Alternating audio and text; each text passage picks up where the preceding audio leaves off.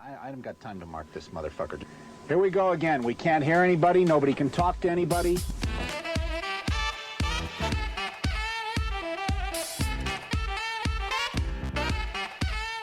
You guessed it, Pressure Points with your two favorite hosts. I'm D. This is my accountant, AJ. We're coming at you with Season 7, Episode 6, God and Murder, Part 1. We're returning some good old-fashioned religious extremism this week, so put on your Pope hat. Find us on Instagram, Patreon, and pointsopressure.com. Let's get to it! Well, turn the fucking thing off, you dumbass. So is this just a word-for-word detailing of the Old Testament? Oh, it's spoiled, yeah. Damn, sorry. Actually, yeah. In the beginning. Yeah. Something about a Tower of Babylon sodoming all over someone's Gomorrah. Something about alphas and omegas. Yeah. Maybe a couple betas. Oh, no. that whole, like, I am the Alpha and Omega, beginning of the end, that whole thing, it was the driving quote for the video game Fallout 3. Oh, really?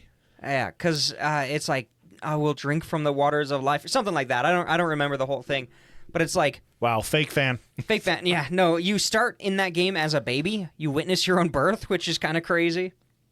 And your father raises you, single dad. Hey, shout out to all my single fathers out there. Shout out to single pops. Like my dad. And he like reads this quote to you, and it turns out that's actually just like his life goal is to purify water because, you know, it's a post-apocalyptic... And the human race. No, because it's a post-apocalyptic, you know, place with radiation and all the water. Spoiler alert, not really. There is a faction who wants... Honestly, the game's been out for like, what, 15 Don't years remind me. at this point? It's been a long time. There is a faction in the game who actually you can work with to introduce a special like chemical that they've developed to make into all of the purified water to do the opposite, to actually destroy anything that has any type of mutated DNA, which would basically kill everything on the planet except for that faction because they've been hiding in bunkers forever and make sure their DNA is pure. Jesus Christ. Because they're the continuity of government program, essentially. Fucking hell. Yeah, and you know, Wasteland 3, they got the Reagan guys. Yeah. This is very similar. Oh, yeah. Group. It's the Enclave, so they're like, oh, we're America, we're the best. They have a robo president who's like, this is the AI who's got all of the president's like all the presidents we chose, consciousness is in there, and they like make the best decisions, and yeah, it's great. Go play that game. Turn off this. No, wait, play it while listening to this. Yeah. Do it if you're gonna play it. Let me know because we'll mod it so it has iron sights. Because in the original game, it's you're holding the gun out, and then if you hit like the aim down sight button, your head just moves a little bit closer. Oh, so I thought it was just straight into VATS every time. No, it's basically just moving your head forward. just a little bit of a look. It's a squint your eyes button. Yeah, so good. It's closing your left eye. That's all that it does. Yeah, 100%. No, and that game. There's a lot of stuff where they're like, hey, this is like the best and favorite character from Fallout 1 from the 90s or Fallout 2. Let's make you kill them. or just crazy shit like that. It's really good. Hell yeah. Almost as good as New Vegas. All right, sorry, I just completely You're good, derailed that. You're okay, no sweat. It's just started the episode. How's your week? Oh, you know. Just another week. It's been a week. Yeah, we're just... Made some pizza, made some year. bread. Yeah. Played some video games. There you go. All that matters. Keep returning to a dead game just to get shit on every time. Bada bing. Gotta love it. Mm-hmm. Yeah. Yeah, you? You know, just pushing Angst. on through fucking Slogging 2024, through man. Goddamn. Mm-hmm. Been a year. Not a good one, but it's been a year. Speaking of a year, I think this is our 200th episode. Is it? Yeah. I think you and I talked about this last week. This is our 200th episode. It's coming up soon. I think it's coming up soon. I'm pretty sure it's this one. No. Next one? Next one. Next episode. But that does count the sloppy seconds that have been released. Okay. Well, regardless, We're 200 close. released episodes. Little heads up to everybody. Keep an eye on our Instagram in the next couple of weeks. More we've details got, to Yeah, we've come. got something coming out.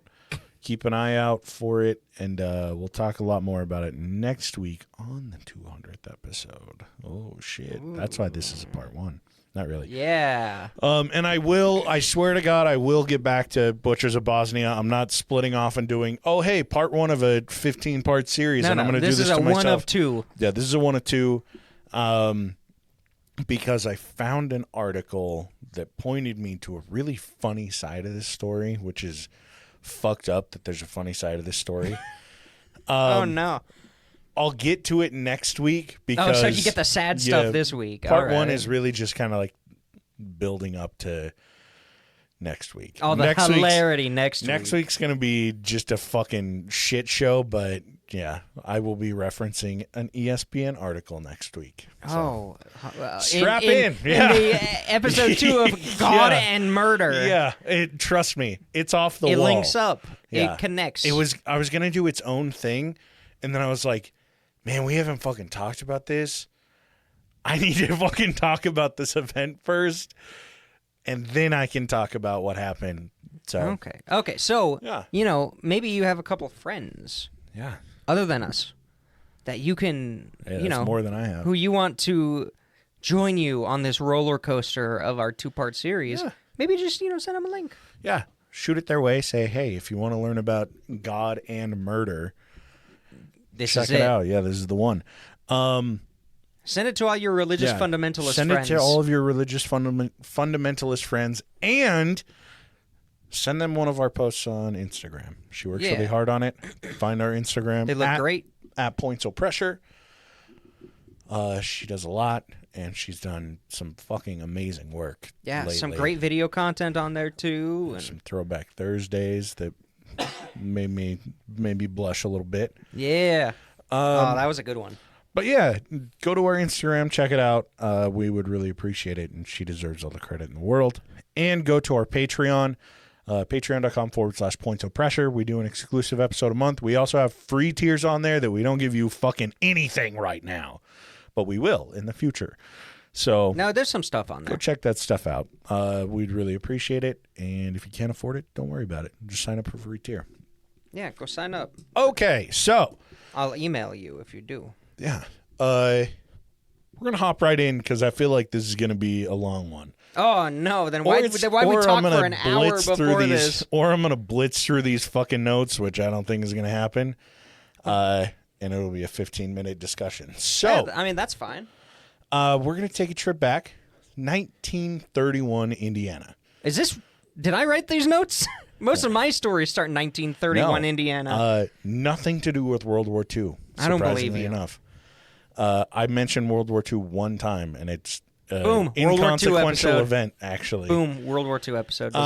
So, 1931 Indiana, fucking shithole as it is today. Is it Gary, Indiana?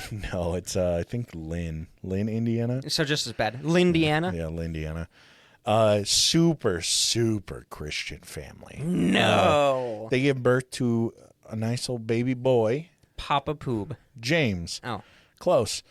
Now, Dad is a disabled World War I vet, and he's got like a bad fucking lung problem from all the shit that he inhaled, all the fucking Zyklon before it was Zyklon, and Mom just doesn't know how to raise a kid, doesn't give a fuck about raising a kid.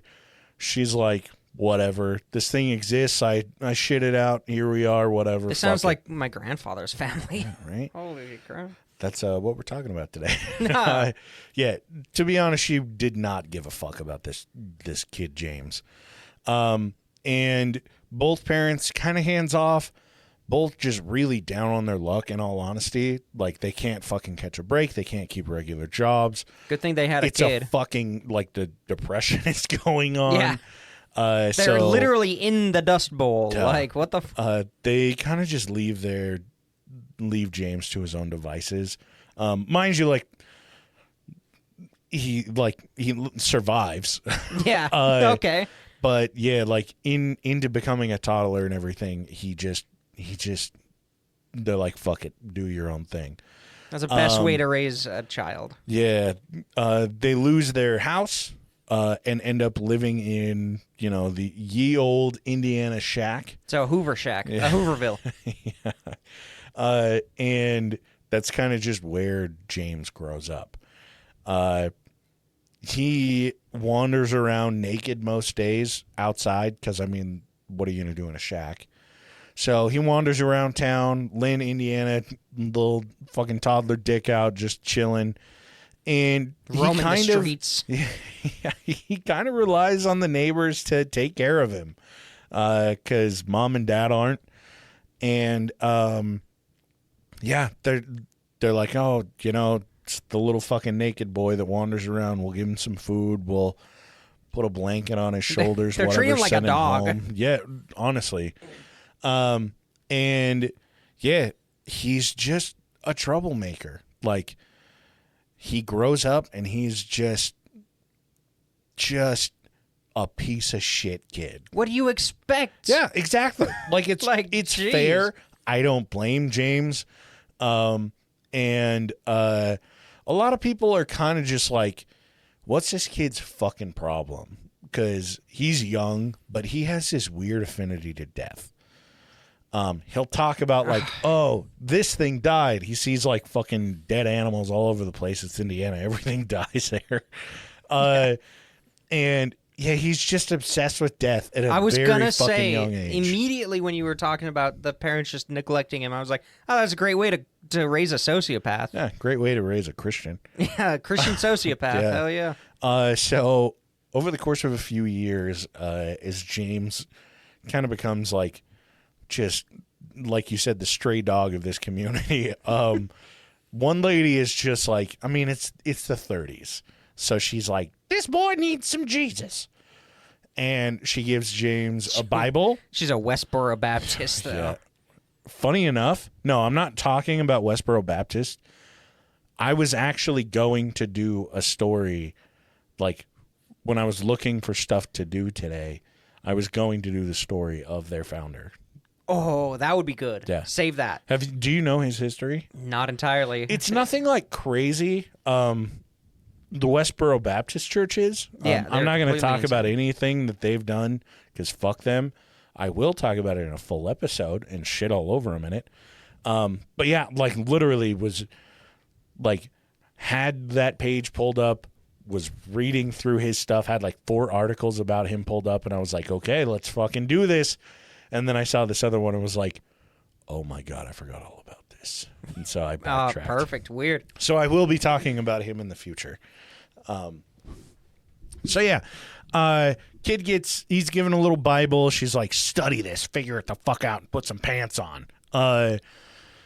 And he does. He studies away. The only thing is now he doesn't shut the fuck up about death and religion.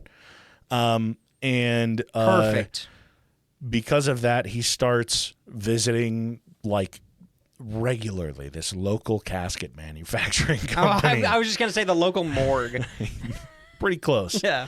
And he's just asking questions all the fucking time. So what happens to the bodies in the ground? Did you hear about Jesus? Yeah, exactly. Ugh. He's like the annoying kid on Polar shit. Express, but about death and God. Ugh. Half of that's cool. He It's holds not the God part. he holds funerals for roadkill, and while he's at school, he'll be like, "Hey, we're having a funeral for this dead possum I passed on the side of the road on the way to school today." And the kids are like, "What the fuck is wrong with you, James?" And he's like, "Nothing. It's what God would want." And no one would ever show up to these little roadkill funerals. I wonder why. He would still hold his service. He'd be, doing a eulogy for something that died to like a falcon. I don't fucking know. Like, just a weird goddamn kid. At one point, there's an account of him stabbing a cat to death just so that he could perform funeral rites. Oh, there so we that's go. ethical. Hold on. Next you're gonna tell me he was wetting his bed and I don't know. he's hitting about that McDonald triad. Oof.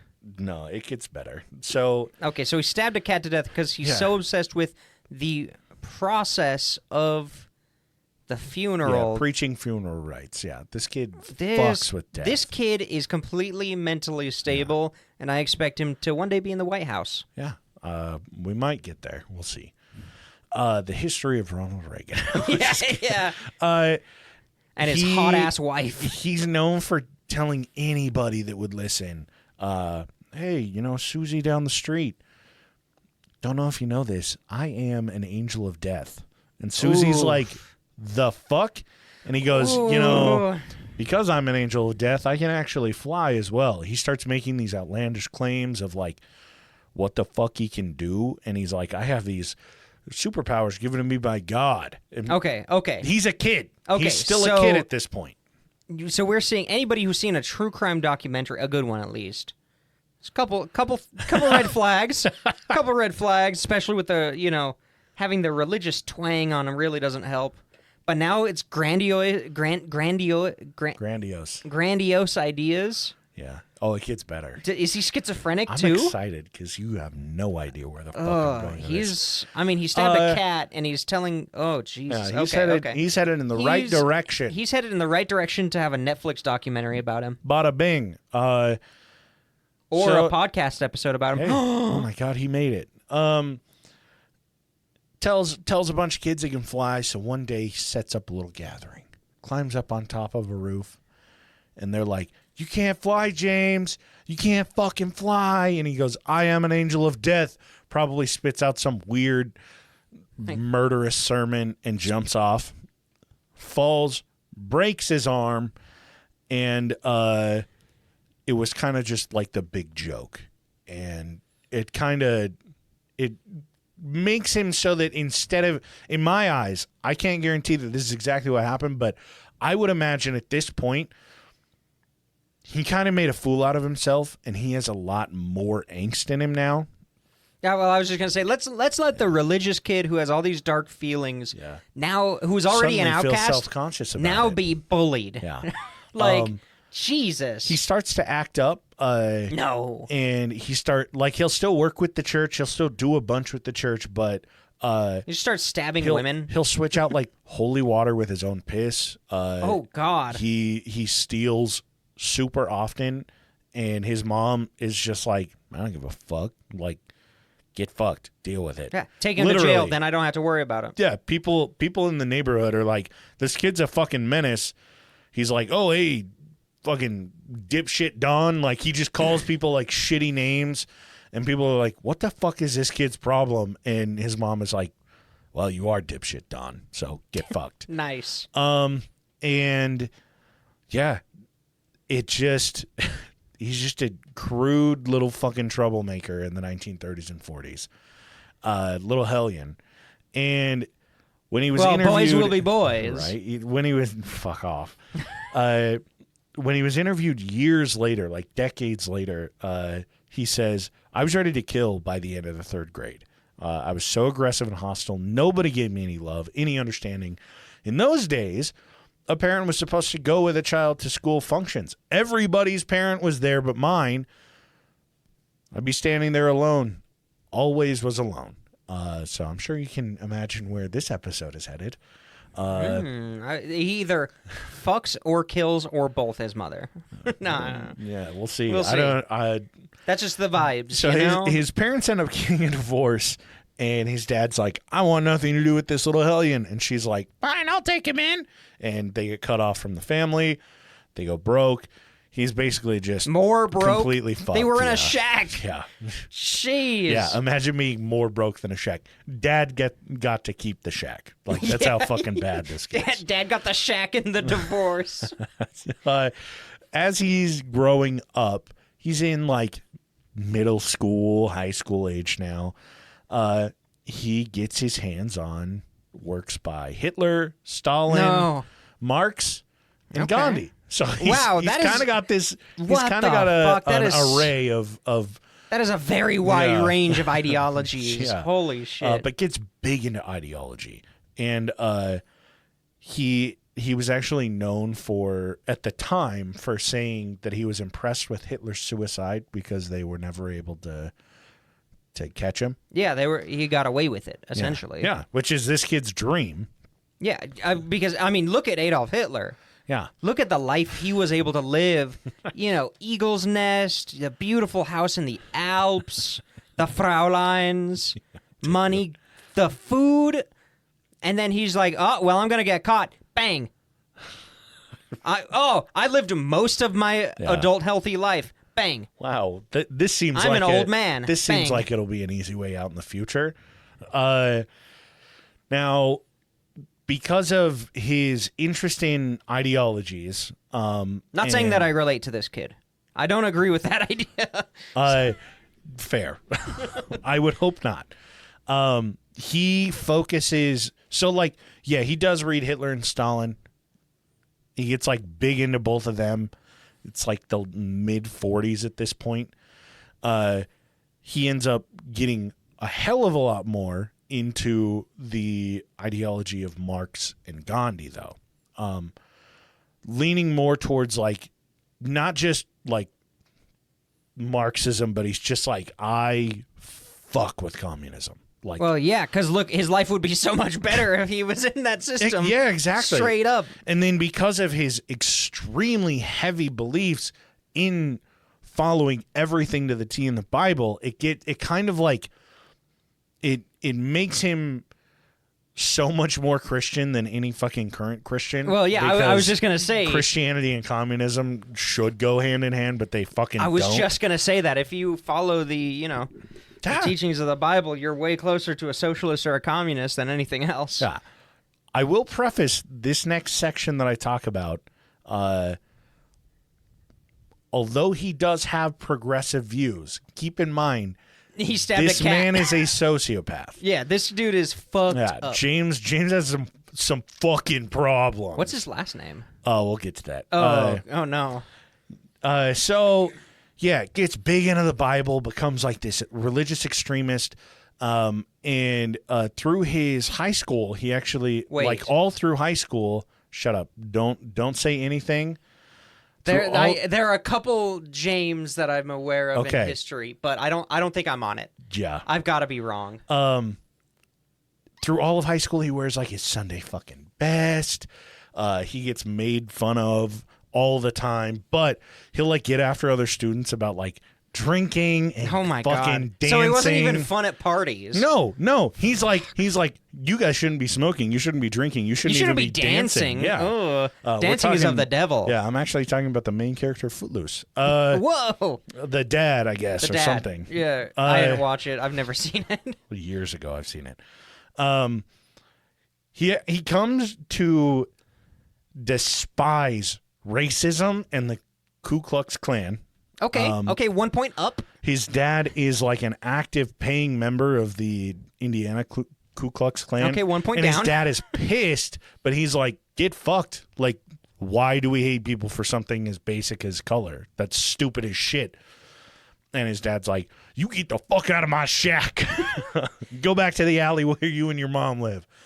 That's kind of his whole high school experience, is just, again, further and further pushed out of everything. And he ends up going to Indiana University. Strangely enough, it's the 50s, so... Oh, so it's free. Well, late 40s, so anybody can become anything they want. He ends up he becomes a doctor. No. And he gets married to his longtime girlfriend. Like a medical doctor? Yeah. Fuck. Yeah. Jesus Christ. Grand. Ends up getting married to his longtime girlfriend, who was a Methodist. However, he kind of goes the doctor route, and then he's like, yeah, I just don't think this is for me. I'm sorry. Oh, yeah. It's not like he had to, pay very much for it, so... I can't kill small animals. What do you mean I can't kill people as a doctor? What the fuck are you talking about? I have to go to vet school? Yeah, I have to figure out. I have to figure out how to do lobotomies. There's a technical way to do this. Nah, I thought never I'd just mind. stab in there. What do you mean I can't masturbate the women anymore? Right? Yeah, a girl finds him somehow attractive and interesting. She's Methodist. He is, where did I have it? A pescatarian. Pretty fucking close. Pentecostal. So way better. Oh, I thought I... Yeah, you thought you went bad? No, He's no, fucking bad. I was... isn't a pescatarian vegetarian, but you can eat fish? Oh, I thought you said a Episcopalian. No, a pescatarian. Oh. Which is Yeah, vegetarian that's with just- fish or something like vegetarian, that. you eat fish. That's all the same. I'm just shocked that it was that fucking close. same. Yeah, you were close. And because she's Methodist and because he's a nutcase, they'd argue religion pretty regularly. That's a but- great thing to go into a relationship right? with. He would respond in like the typical mid-century husband manner by beating her down emotionally and psychologically, like every good Christian. Perfect. He would, from time to time, test her loyalty and love for him Oh, God. by just breaking news to her that her family and friends have died randomly, and she would have an emotional breakdown, and they go, okay, he'd comfort the shit out of her. He'd be like, oh, babe, I'm so sorry. Actually, that didn't really happen, but at least I was here for you. Wait, so that's like... That's another level of abuse. Like... It's It's like he wants to be the savior almost. Yeah. Jim is not a good fucking dude. James, whatever the fuck you want to call him, not a good guy. Oh no. That is so abusive. It's so fucked up. Everybody out there. If anything like that happens to you, leave them. Yeah, walk away. Yeah. Like they don't need a text. They don't need a discussion. No. Grab your stuff when they're gone and leave. That's that. What the fuck? Right? Now, because of his heavily communist ideology in the 1950s, he slips onto the FBI's radar. Of course. Once they got a file. Once he begins attending communist gatherings, he figures, the best way that I can practice my newfound love for communism, well, not really newfound, my ancient baked in, cooked into my body and brain love for communism. He goes, I shouldn't be a doctor. I should be a fucking minister.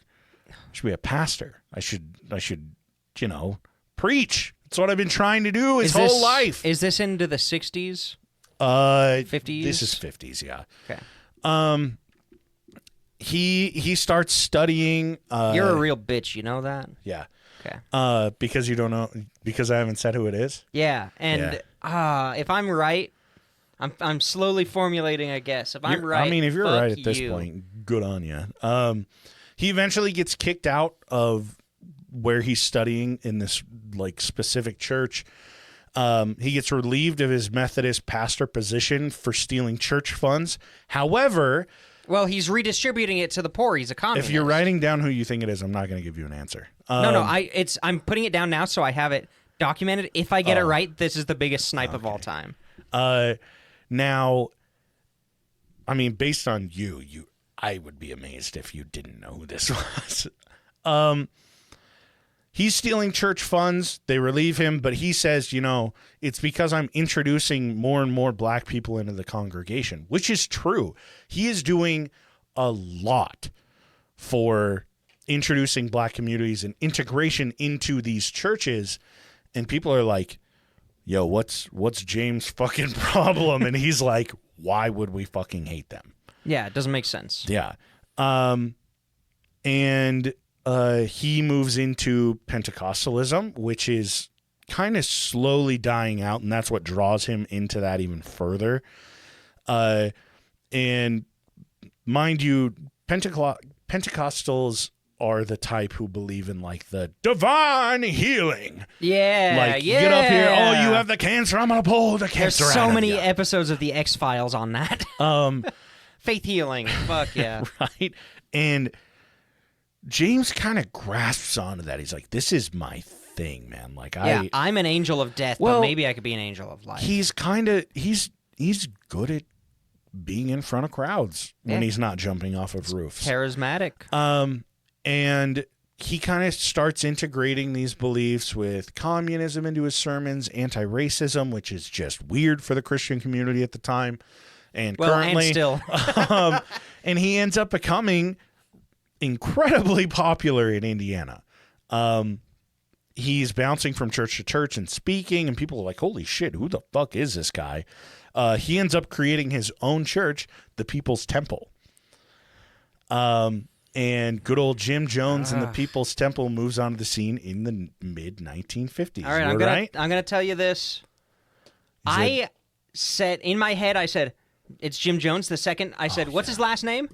You said, we'll get to that. Yeah. Immediately, I was like, James. It's Jim, because Jim I Jones. said fucking Jim earlier. No, I shouldn't have said before Jim. that, even before that, like literally when I asked what his last name was, you said, we'll get to that. I'm like, it's Jim. It's so Jim fucking Jones. clear. And It if you has to don't know be. who Jim Jones is, that's okay. I had no idea of his life. Yeah, his upbringing is bad. Yeah. We've talked about the stuff around him a couple of times in just little parts. Yeah. Nothing this big. Yeah, we've mentioned it. We've always wanted to do an episode on it. Yeah. You'll know what it is by the end of the episode. Imagine if he was raised in a loving household. Imagine the we good wouldn't know he could who have he done. was. We would have maybe? no idea who the fuck he was. If he still had his anti-racism and stuff, he very well could have been a civil rights leader. I think if he wasn't in like such a shitty situation, He wouldn't have turned to those he wouldn't things, have gone to for this. sure. Yeah, I think honestly in this instance, I think it's nurture so much more over nature. It's gotta be. I think he was a shitty kid, but he was in a bad fucking position. Horrible. And he wasn't going to get out of it. Yeah. So the People's Temple, I'll get into it later as to everything that goes on with this. If you don't know what it is, that is okay. If you don't know who Jim Jones is, that is okay. I didn't know he know was by that the old, end of too. this episode. Yeah. Yeah, I thought he was like 10 years older or You would think he was born in like 1915, like No, a the little other sooner. way. Oh, you thought it was the other way. I thought he was younger. Nah. Yeah, and the People's Temple kind of grows more and more. Mind you, it's not anything big, but because of how churches are set up right now, like these are like extremely, extremely local things. And so to have like 20 people that are a part of your church is like, whoa. Like That's pretty good that's for a good amount of fucking people. Bumfuck small town Indiana. Yeah. And he ends up getting in good with the Independent Assemblies of God and the Latter Rain movement, both of which are basically just Christian coalitions that, like, they more or less are like a contact service for people that are searching for churches. Like, they'll put on those events and be like, hey, we'll invite all of these preachers, and then the preachers just all stand on soapboxes and are like, oh, like, join mine. They also, if you contact them and say, hey, I'm Methodist, this is my address, they go, okay, go through their index, and they're like, this is who you would go to. So they're like a big company for connections. They're like big. Yeah, it's networking before networking for churches. Everybody had a phone. Oh my god, yeah. And it's huge for Jim. Like this is where it starts to kind of take off, because not only is he able to reach out to more members, he's also able to kind of get a feel for what other churches are doing to draw people in, and it shapes what he begins doing. And he ends up working really closely with a guy named Father Divine. Now, Father Divine is like same thing with the whole, divine healing and everything. Is Father Divine like it kind of sounds like a stripper name, but for a minister. Yeah, basically. Now, Father Divine is an African American that is preaching in the Indiana area. And I think that's one of the reasons why Jim kind of attached to him, because it's like at the time you're not going to have any anybody that's like, oh, I want to go and learn from a black preacher because it's so accosted at the time. Like any kind of integration is just going to be like, what the fuck are you doing? Well, it's allowing him to practice what he's preaching. Yeah. And I think that Jim kind of sees that as, you know, this guy's got a hold over a lot of people. Because Father Divine teaches and in his sermons talks about how he is God. Woo. Father Divine he's like out there. Plants the fucking seed in Jim Jones's brain. Like it's bad news bears from here on out. Like, do you think that's where he got a lot of his ideas? I think that he probably had them, but I think seeing somebody do Father it Divine was kind of the thing that he was like, holy shit, I can come out and say that? Fuck yeah, dude. Yeah, like seeing somebody actually doing what actually he has saying ideas of and being successful. Saying the quiet part out loud that he's always thought. Ooh, that's interesting. He works directly under Father Divine and just gets all the ins and outs and everything. And when he goes back to his sects, whenever Father Divine isn't there, he starts preaching that, you know, men can become gods with like superpowers, bro. Like if you're really good, Angel of Death. Yeah, you can become as powerful as God, but still be a man here on Earth. And he goes, I'm already one of them. Ooh, just slip that in there. Yeah, I know because don't know if you guys know this, but I already have those. That's why I'm able to do these fucking divine healing things. And more and more people start to kind of slip towards Jim Jones and his really wild preaching, but also progressive preaching. Yeah, because he is integrating different races. He is saying, hey, you know, I don't want to say the word communism out loud, but maybe we should all be working collectively. Maybe we should all be doing what the good Lord Jesus taught and put our fucking money where our mouths are and put everything together.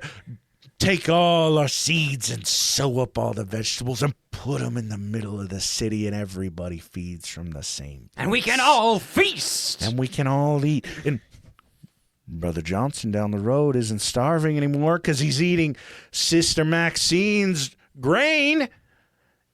It sounds like a great fucking thing in the 1950s, doesn't it? A collective utopia, it sounds like. I got to clip out that little fucking preacher moment and just put it on, that's great. On Instagram so that we get shut the fuck down. That would be, I was just thinking, like, we need to come up with a short film where you're a preacher. Yeah. I think you could do it. I'm just doing that, like, creepy, old-style black and white filming, and I'm preaching.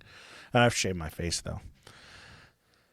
We'll use AI. And I can't handle seeing other chins that aren't covered in hair. Well, you'll lose like 10 years. That'll break me. It's like if I shave, I am suddenly 11.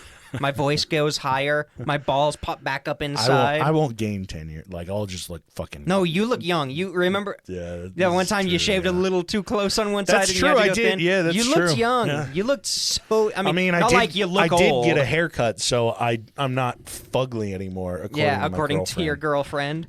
She won't listen to this. Yeah, it draws more and more people in, and suddenly...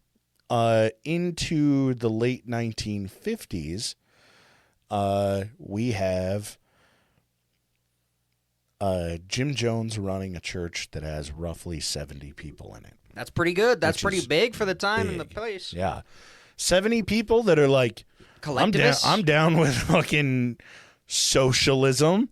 No, you can't say that part out loud. The FBI wiretaps. Don't say the C word. From Operation Dragnet will get you. Yeah, he's got quite the fucking following. He's gaining more and more traction. He's speaking at more events because people are going to these other churches and being like, you know, he cured me of my pneumonia when I was dying.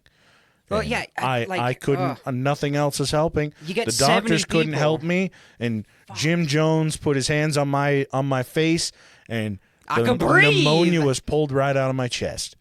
And people are like, I know them and I know that they were struggling, but they sound just fine now. That's crazy. Maybe I'll give it a shot. Mm-hmm. Word's getting out. And Jim Jones and the People's Temple is starting to grow. Also, the other thing that's kind of helping with this, I think I get into it a little bit later, but it's interesting. He incorporates other churches' names with the People's Temple. Like, where the fuck was it? I might have removed it, but they basically like incorporate the name of another church, like the fucking popular Indiana Church Baptist People's Temple. Okay. And so I think that helps to confuse people to show up. They're like, oh yeah, this is my shit. This is cool. And they get more people to join that way. He does it a few times. I just don't remember.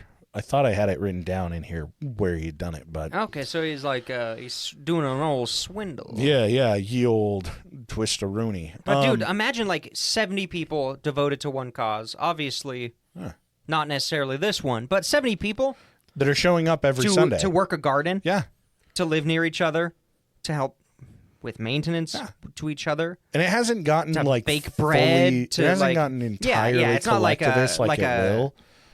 But, it's not a fenced-in community, but just having 70 backyard gardens. Yeah, it's I got a bunch of extra of this. I'm gonna go 4 mothers out of 70 people that are like, hey, we're gonna split watching the kids. Yeah, over the course of the week.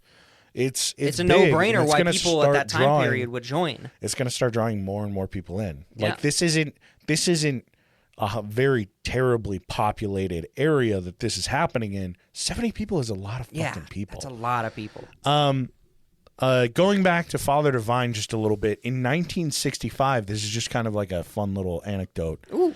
In 1965, Father Divine died.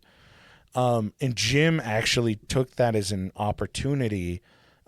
He came out and was preaching and started preaching that he is the reincarnation of Father Divine.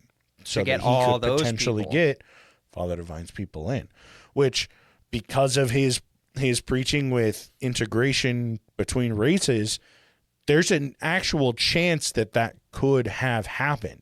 Those people are going to have been like, yo, he's right. And he has members that are the same color as me, and I'm not allowed in these other white churches. Why not move over to Jim Jones's shit? It didn't work, though. Yeah.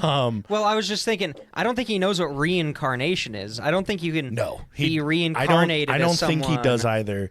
I think more or less, like, he probably preached, I'm the reincarnation. Yeah, or because like nobody in Indiana knew what reincarnation was. Or his whole thing is, his spirit is in me and like Father Divine is here. But nobody fell for it. Oh, no? Yeah. Didn't work? Nobody from Father Divine's church came really? over. Yeah. Really? You mean pre-fucking civil rights movement, black people preaching and going to church, didn't want to listen to a white guy who says he's got a bit of that black soul in him? Who suddenly, like, days after their preacher died, he's like, his soul's in me, and they're like, get the fuck out of here, dude. I imagine Jim Jones started to speak with Ebonics during that. Fucking easily. Just after that.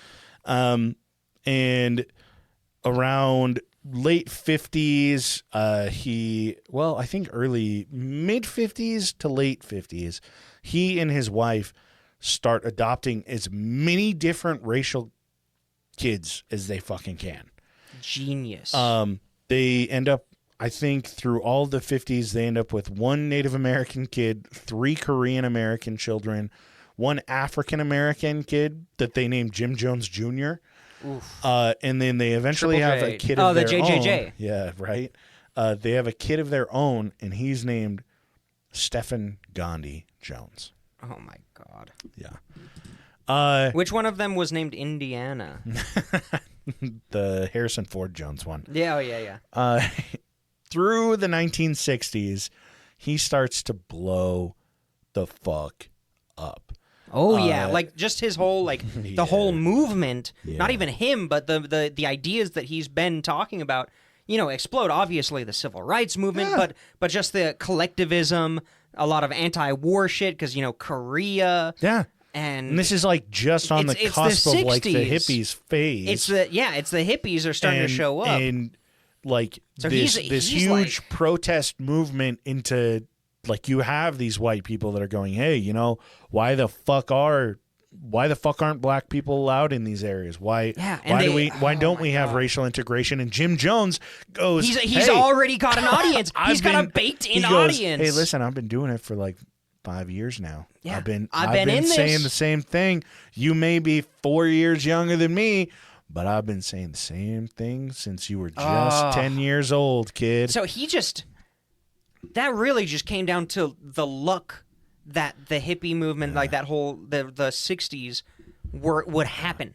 But to be fair, the sentiment was there. Unfortunately, to give Jim Jones an ounce of credit, I don't think that the entire time he was preaching racial injustice that he was like, this is going to elevate me to a fucking level. Like, well, yeah. he basically he believed in it before. He cut off his communication with his dad for years because his dad was like, Racist I'm not going to cut ties with the Klan. And he was like, okay, cool, then get fucked, Dad.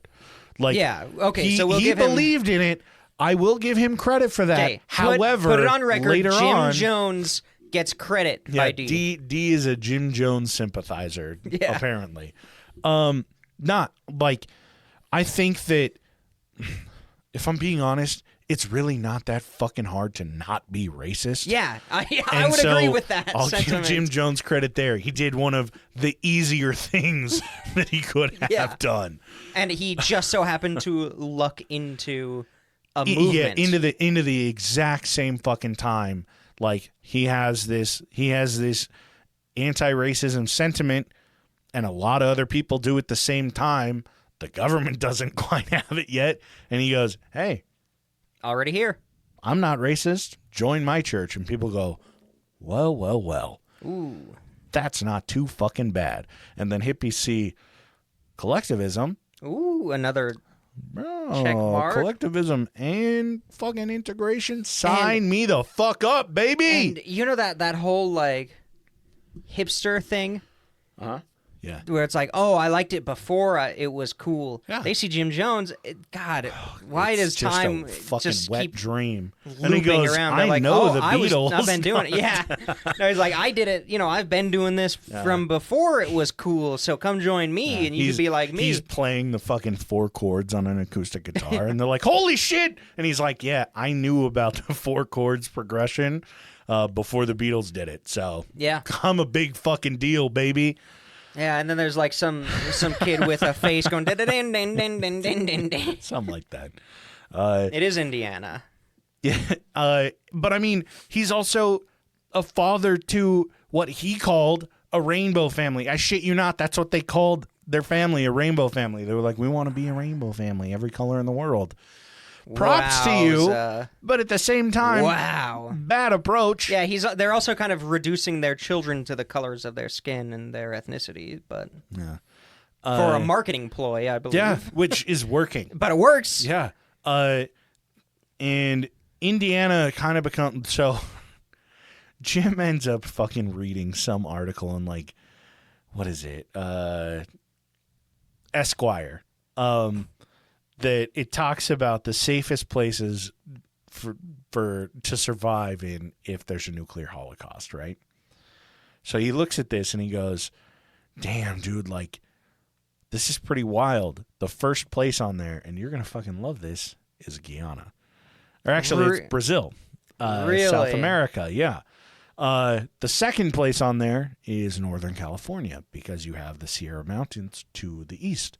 And it's going to be really hard for all of that nuclear activity and bullshit to go upwind when you're north of L.A. Like, hey, I see it. not too bad. Yeah. So it's pretty safe having a mountain between you. Right.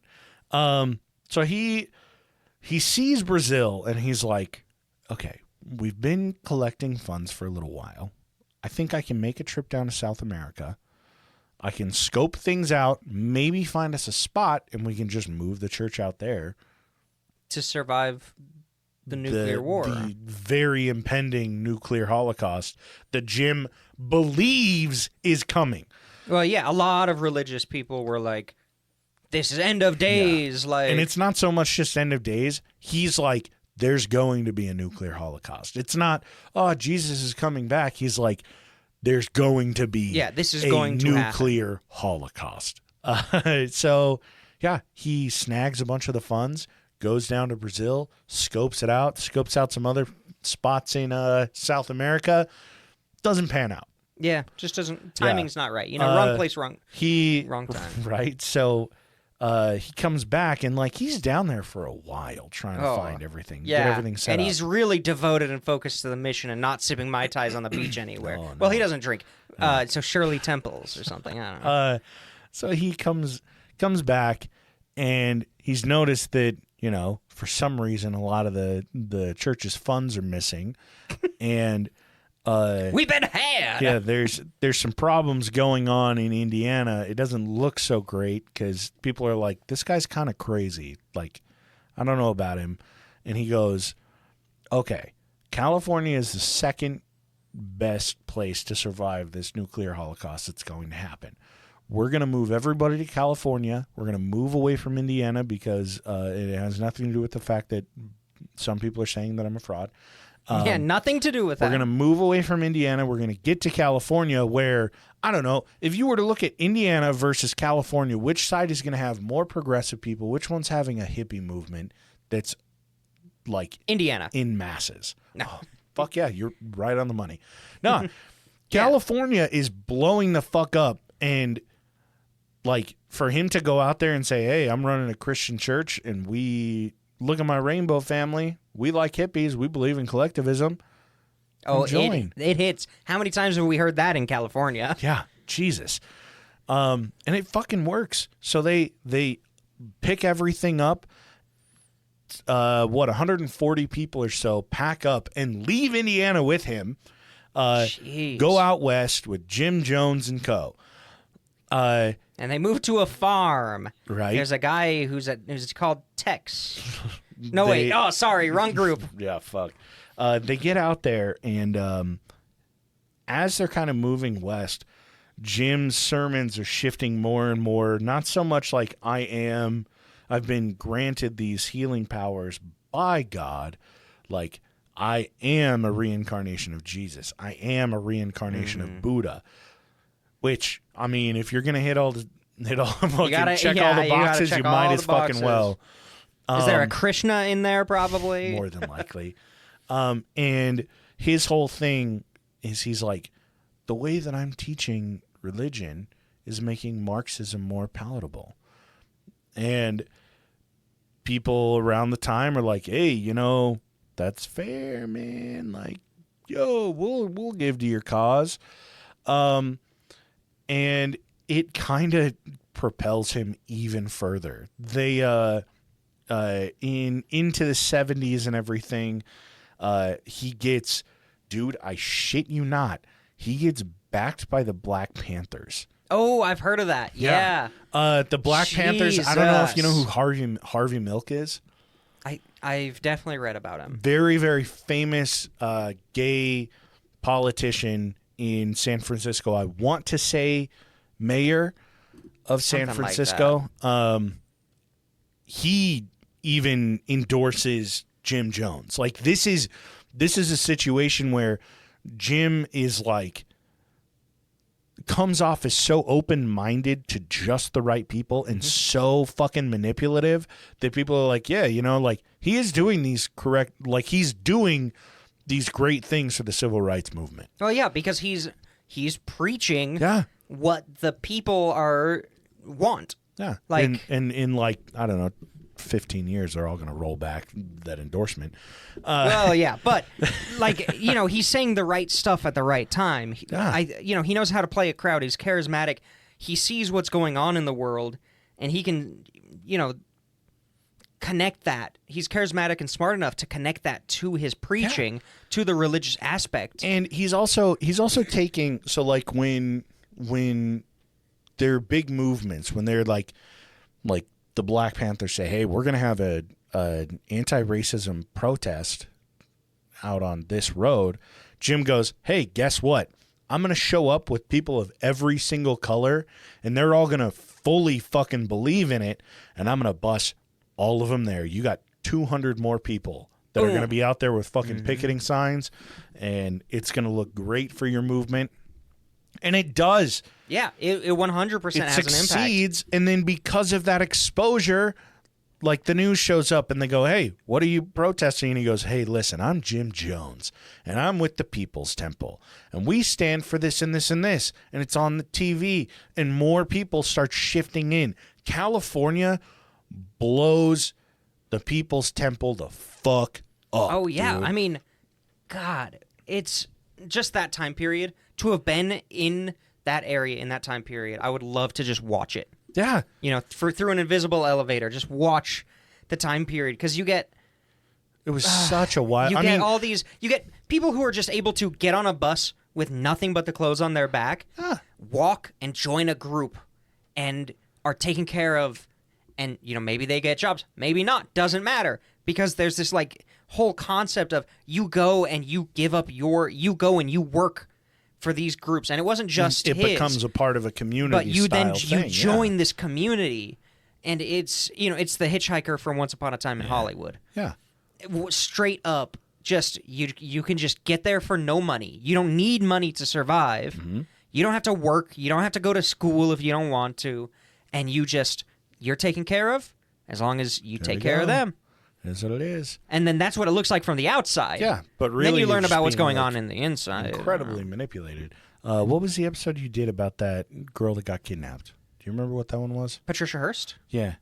Yeah. Same kind of concept is, like, obviously with that she was kidnapped, but like it's this group that initially had progressive ideas, but they're doing shit in the fucking back that's fucking terrible. Up. Yeah, season 6, episode 34, Patricia Hearst and the SLA. Yeah. Yeah. So everything is coming off as completely positive. And if you don't know the final outcome and what Jim Jones ended up doing, don't Google it. Then you're like, okay, yeah, like I can see where he's going with this, I guess. So the downside of this seemingly progressive church is that everything that these members own, because it's this collectivist idea, it's going straight back to the church. Labor is unpaid, and I mean, these people are working 14-hour days. They're out handing out fucking flyers. Yeah, but they love it. They're so but they're just so jaded, dude. No, they're like, I'm giving myself in service to just like Jesus would, and like, man, they're really manipulated into thinking that this is good. They're being played, man. When they do end up joining, they're pushed to cut contact with anyone that sounds familiar. Isn't outside their fellow members. I don't know exactly when this is implemented, but it gets to this point that all of the members, every single member, ends up having to sign blackmail testimonials that they're child molesters. That way, if they ever leave, they'd be broke, alone, fucking completely ruined, because they released all this stuff that says, yeah, I touch kids, I fucking rape kids and shit. Yeah, it's fucking sounds like insane. Scientology. Yeah, right. Just waiting for that. It gets for that to get all Jim Jones. And I mean, a lot of these people, they're so willing to sign these things and do these things because, like you said, they are led to believe, you know, why the fuck would I ever leave this? Well, why would I believe anything different, you know? Some of it is it's set up as a test of faith. It's like, sign this paperwork. Absolutely. We'd never use it. I mean, it's exactly what he did to his wife. Exactly. It's a, sign this. We would never use it, but this is a test that you are devoted to our cause. Yeah. You should trust us because we're the church. You've given us everything else. Yeah. What else do you have to lose? And things kind of start getting weirder and weirder as time goes on. From the 65, I think, was when they go out to California. Sorry, I scrolled up too high.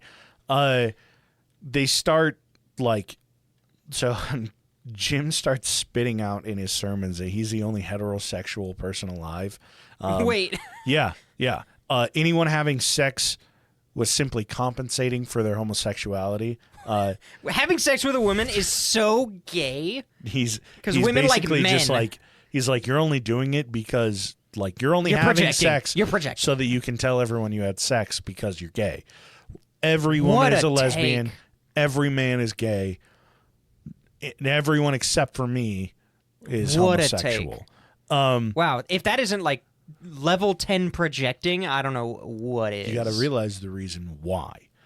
So the reason he kind of goes on and on about all of this is he does this so that he can start deciding who can and can't get married, who they should be marrying.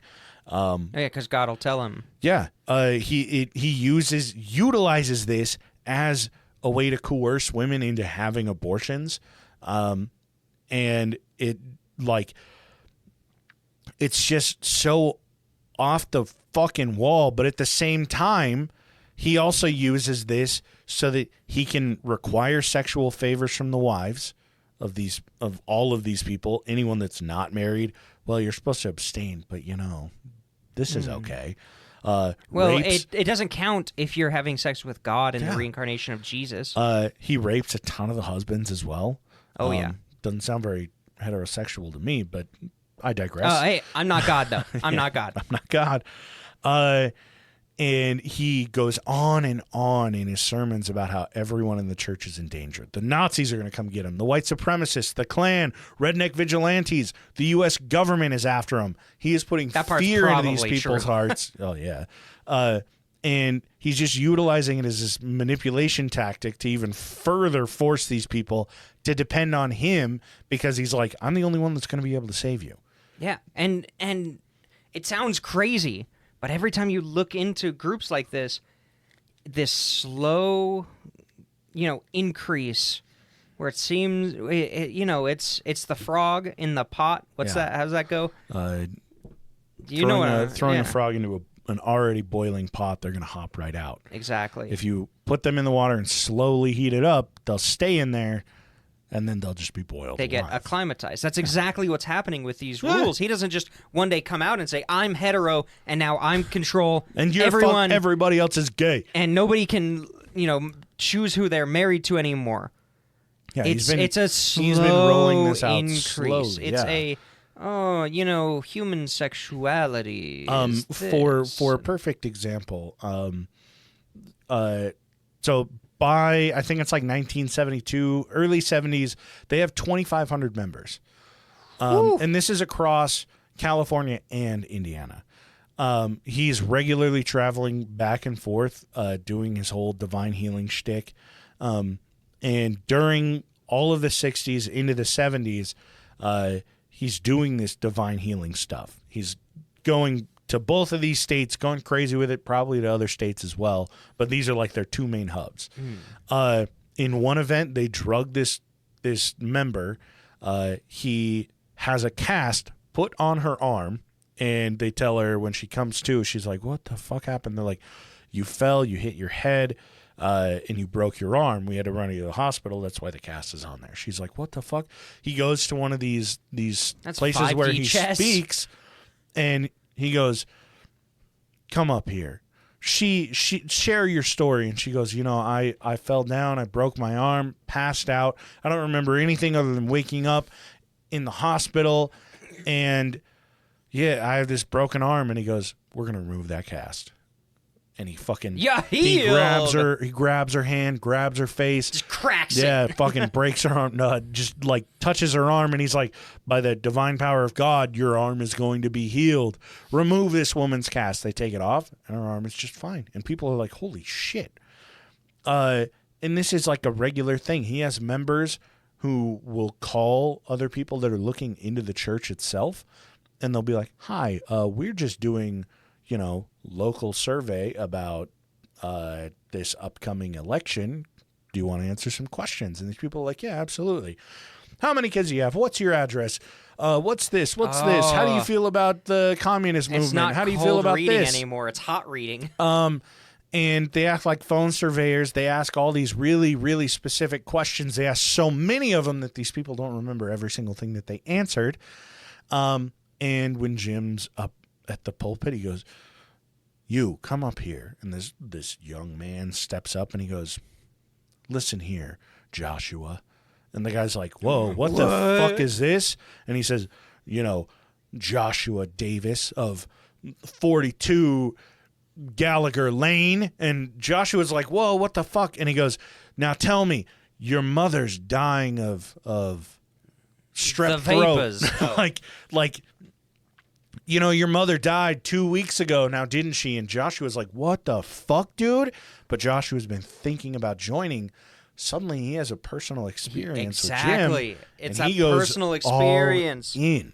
That's the key and it to works, get people in. It works basically every time because they're not doing this with like random people. They're doing this with people who have already done the research. showed.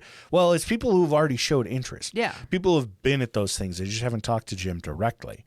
And it blows these people away and they go, "Holy shit, fucking sign me up, dude. I'll move to California." Yeah. And then they're going to tell everybody about it. Yeah. And then more people come in. Just like what you should do with pressure points. In one event, he actually heals a man of his cancer. So in Indiana, he has this event, and he works with this guy, and he says, "Hey, look, you're going to cough your cancer up. I'm going to heal you of your cancer." And the guy's like, "Okay." And he goes, "But I need it to be a visual thing, right?" So he does this whole thing. This guy coughs out fucking cancer straight out of his fucking lungs. Little piece of cancer, boop, comes straight out. Man lives. He's cured, right? Cured, yeah. A doctor finds out about this and is like, "I want a sample. I want a sample of what, like, the cancer that this guy coughed up." And they go, "Sorry, we don't have it anymore." So the guy continues showing up. He ends up getting a sample, and they discover that it's just a fucking chicken gizzard that this dude coughed up. And more of these stories are starting to kind of slip out. This doctor is like, hey, comes out and he's like, "This is bullshit. This whole thing's a hoax." More of this is kind of, hey, her arm was broken after her arm wasn't broken. They just drugged her and faked it. Like, if you put two and two together, these things don't fucking line up. Yeah, and this was also really that time period where people started to really look into some of these religious things and be like, call it out. Hey, maybe this is complete bullshit and has been for hundreds and thousands of years. Yeah. Let's check it out a little bit more. And it puts Jim in a pretty bad public light in Indiana. Even his own, like, the guy that he gives the People's Temple to when he leaves is even like, "Jim, I know that, like, not all of these are true." And Jim's like, "You mind your own fucking business." And so, yeah, word gets out that, and this isn't just like, oh, bad public image. Word gets out that a lot of the people that are a part of the People's Temple, a lot of the members are gay. God forbid, right? Heavens. But word gets out probably because of the things that Jim's teaching, and it is opening people's eyes. They're like, holy shit, like, I think I'm fucking gay. They actually come out. There's also a lot of sexual abuse that's going on in the first place, which it's not just going to be coming from Jim. Like, this is anybody with any level of power. Any level of power is going to be doing it.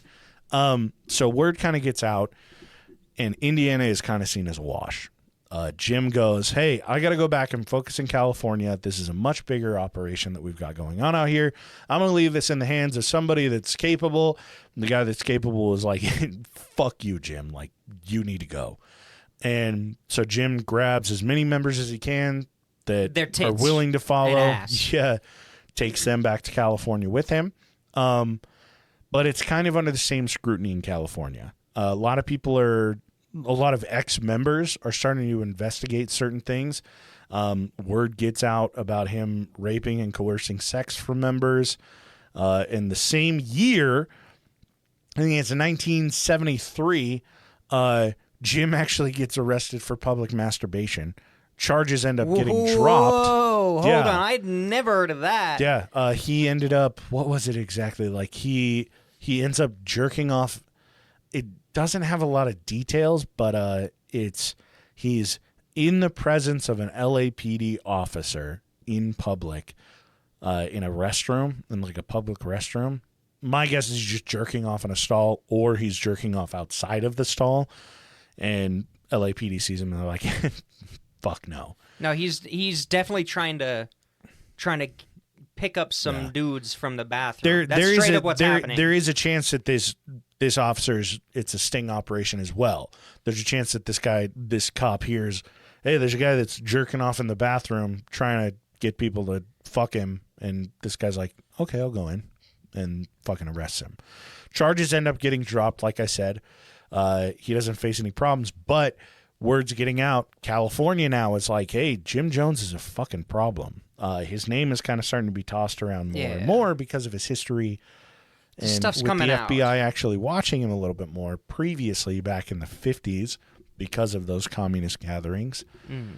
And because of all of this, he has a little bit of a member drop. Mind you, a lot of the Indiana members aren't considered like part of like the whole anymore. Well, there's a good chance many of his current members, aren't really getting contact with the outside world at this point. Very true. They don't know what the fuck is going on. They just know that scrutiny is happening. Hey, the police picked me up and they threw me in jail because I was trying to get the truth out of my penis in a public restroom. Well, it's like, the newer members are more likely to still have contact outside, to still have a friend that they call, and their friend says, oh, did you see this guy? You're did with this? that Jim Jones dude, right? So the drop was probably just from newer members, I would think.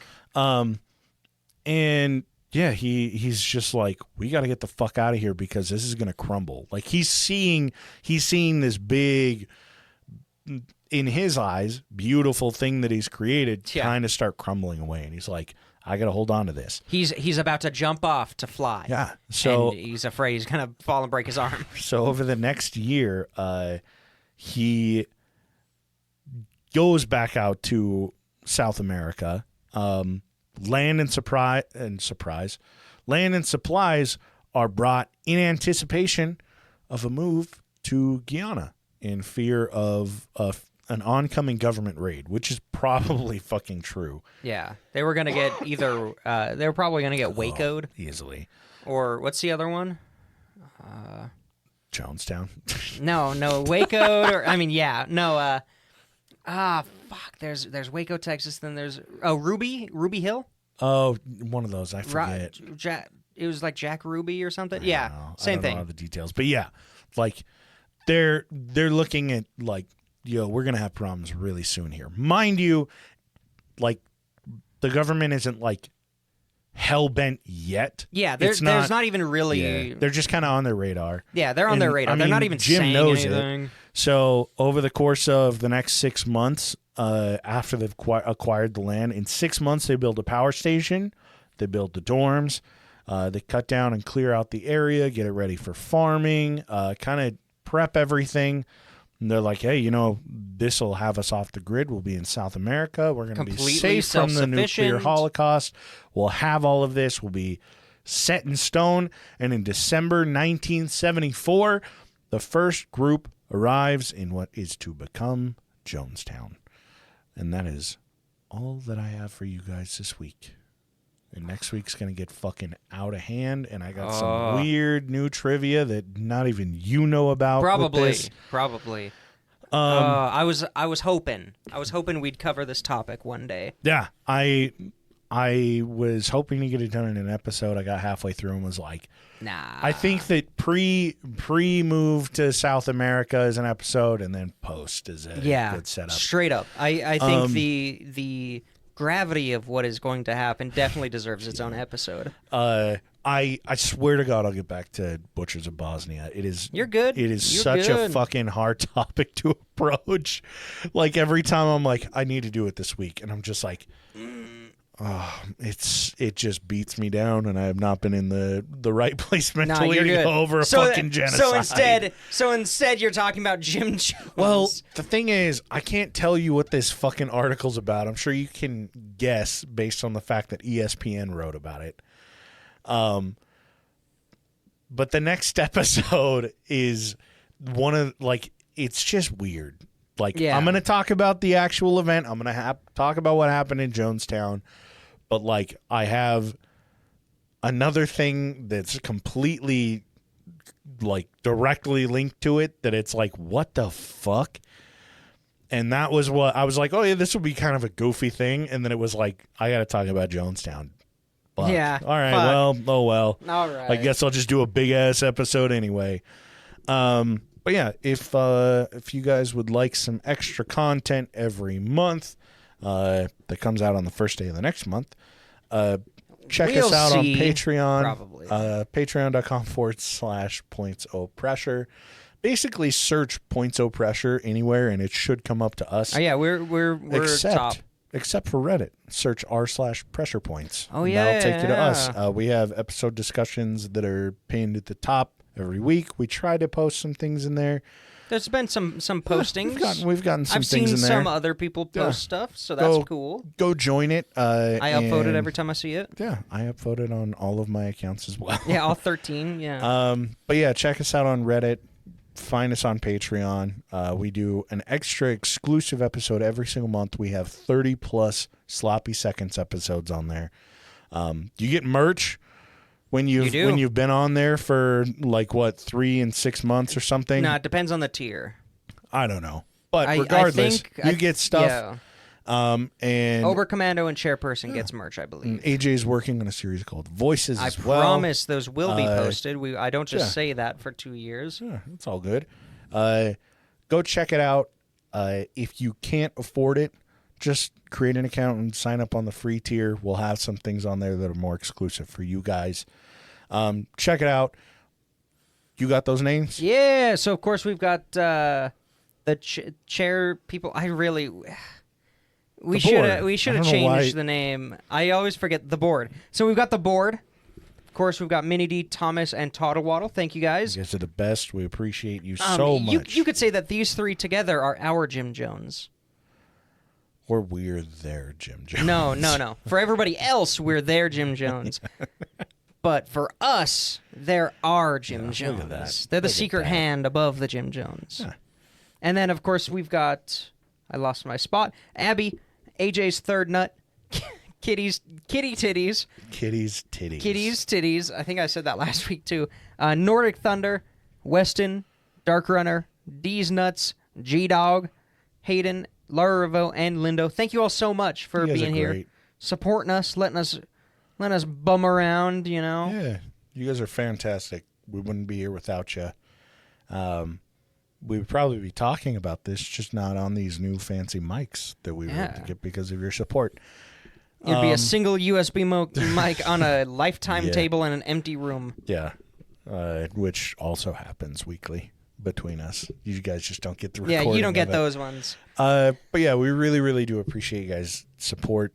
And, you know, as always, if you guys ever have any recommendations for movies, TV shows, books, dirty magazines, clean magazines, you want to send us the Friend or Ensign, just let us know.